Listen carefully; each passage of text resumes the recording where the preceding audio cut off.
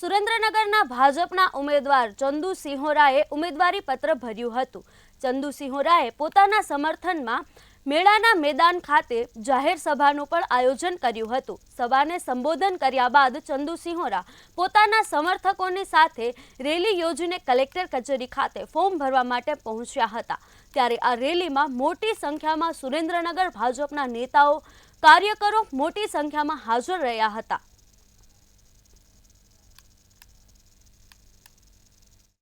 અને લોકોની અંદર મોદી સાહેબે જ્યાં ગુજરાત માટે અને દેશ માટે જે વિકાસના કામો કરેલા છે એ લોકોને જ ખબર છે અને એના કારણે જ લોકોની અંદર જુવાળ છે। ત્યારે અમે વિકાસના મુદ્દા લઈને જવાના છીએ લોકો વચ્ચે અને અમે 5 લાખ ઉપર મતથી જીતવાના છીએ। ખાસ કરીને હાલ તળપદા કોળી અને ચુવાડિયા કોળીનો જે મુદ્દો ચાલી રહ્યો છે કે જે વિરોધ કરે છે, શું કહેશો? નહીં, કોઈ વિષય જ નથી તળપદા ચુવાડિયાના વિષય।